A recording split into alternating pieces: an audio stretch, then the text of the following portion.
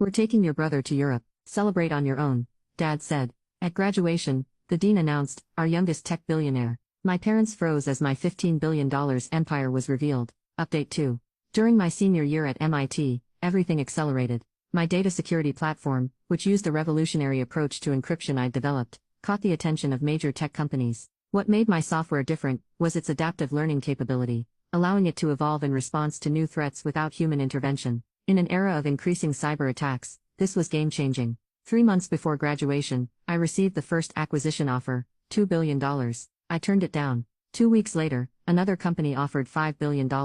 I declined again. My team thought I was crazy, but I knew the true value of what we built. 1 month before graduation, the offer came in that I couldn't refuse, $15 billion, with provisions that allowed me to maintain creative control and guaranteed positions for all my employees. I negotiated the final details, but didn't sign immediately. I wanted to wait until after graduation. In my mind, I had this perfect scenario. I'd announce my success at a family dinner after the ceremony, finally proving my worth to my parents and brother. That was the plan, anyway.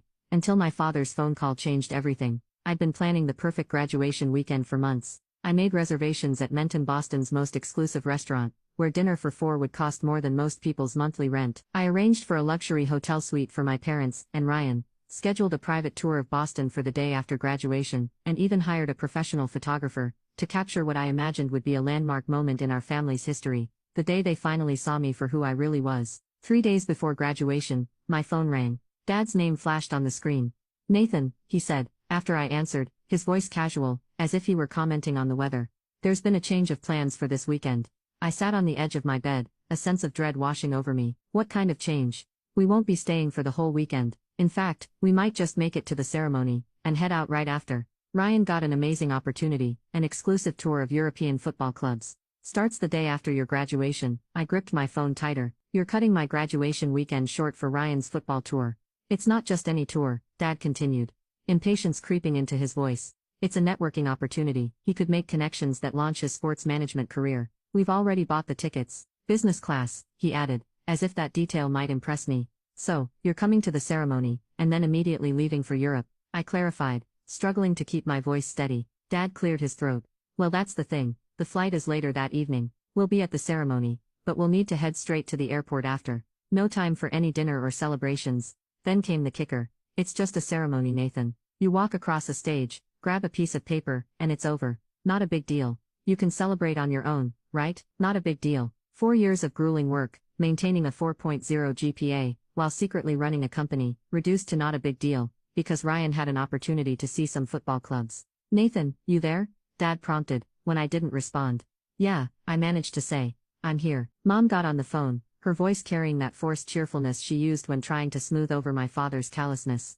We're so proud of you, honey, she said. Maybe we can have a nice family dinner when we get back from Europe in 2 weeks or so. As an afterthought, a rescheduled celebration that would never be prioritized. After hanging up, I received a text from Ryan. Sorry about graduation dinner, bro. But dude, Europe, Coach Taylor set this whole thing up, going to meet the managers of Real Madrid. No real apology, no recognition of what he was taking from me, just excitement about his opportunity, and an assumption that I'd understand, as always, that his path took precedence. I sat in stunned silence for several minutes, then called Marcus, my best friend from high school, and now CFO of my company. Marcus had been there from the beginning, the first person I hired, the one who believed in my vision when it was nothing more than algorithms scribbled in notebooks. They canceled on your graduation dinner? Marcus asked, disbelief evident in his voice. For a football tour. Football clubs. I corrected bitterly. Apparently it's a networking opportunity. And they have no idea about the company, about the acquisition offer. None. I wanted it to be a surprise. Stupid, right? Marcus was quiet for a moment. No, not stupid, human. You wanted them to see you. Really see you. He paused. So, what are you going to do now? I don't know. Skip the ceremony, maybe. What's the point?